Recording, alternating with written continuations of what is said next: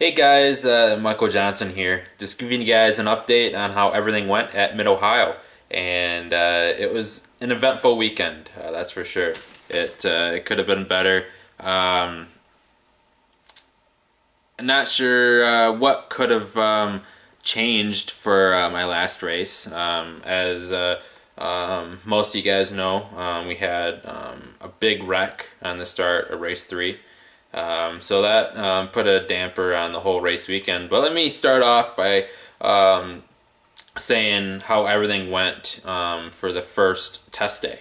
The first test day went very well. I got learning the track some more and really got a good handle on what I needed to do with my driving. And Friday was official practice. So we had two sessions out there, which IndyCar hasn't been out yet. So we really didn't have that much grip on the racetrack compared to what the IndyCars were going to put on. But we still had some decent track time, and my times were still off. I was really working with my coach, Steven Simpson, really just getting my lines down and working to get everything possible out of the race car and attacking the corners and working with the hand controls that I have to make sure that everything we did would work. And so Saturday morning, we had our first race, which on Friday we had qualifying as well, which didn't go as good as I wanted it to go. I really needed to get a good half a second to get up into the top 10, top 15, and that just didn't happen. I believe I qualified 19th or 20th. So it really put a damper on where we were starting just in case something bad would happen. On Saturday morning, we had all wet conditions, and Mid Ohio is extremely tough in the wet with all the sealer that's on the racetrack. So it made it extremely slick out there, and half the field spun before they even threw the green flag. So it was extremely slick. We didn't have very many green flag laps. A lot of it was behind the pace car because people were spinning or getting stuck on the racetrack. So we really didn't get that much track time to really make up positions. The only positions we made up were just survival and moving up when people would spin or crash or get stuck somewhere in the wet grass. So we survived that race, didn't have any crash damage, and we're going to move on to race two. And race two later that day was a lot better. Made a lot of good race moves, a lot of good passing, and was really aggressive on the restarts, which that's what I haven't been doing lately in the year. So I was really trying to be aggressive, make my moves early on when the tires still a little bit cool or everybody was having some issues as well into the braking zones in turn three, which we started on the back straightaway, if you want to call it that, the longest straightaway at Mid Ohio.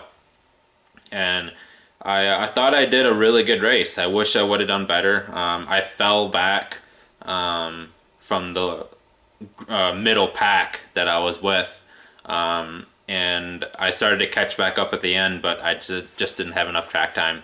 But it was a really good race. I felt like I improved a lot, and we went over the data after the race, and my lap times were very well at the end.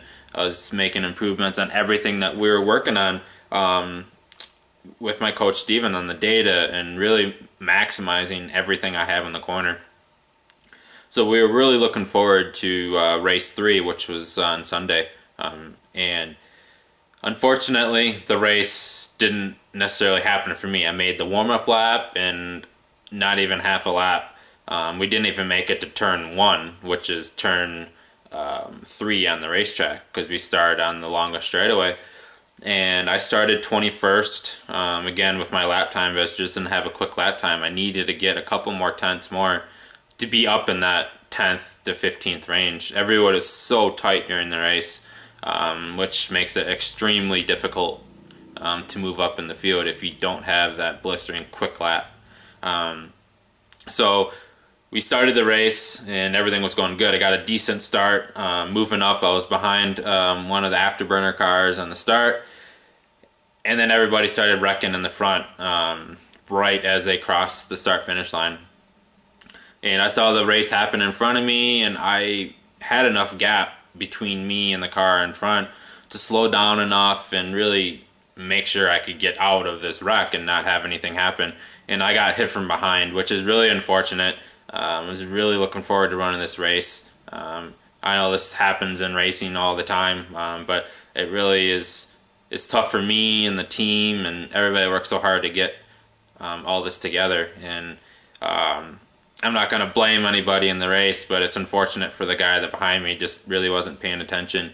But it's really good for me to learn what I could have maybe done differently in the race. Avoided this a little bit better, could have started in the front better. But again, if I would have started in the front, I could have been in that wreck as well. So I just want to make sure I move on.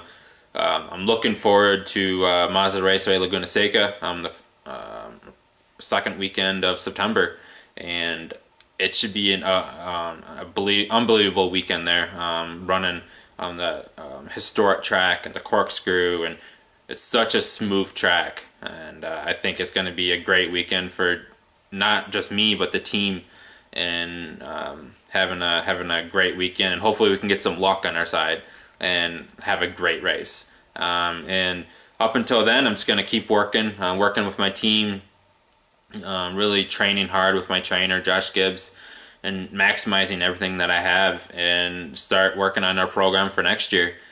So it should be a great year next year, and hopefully we can end the year off this year really well.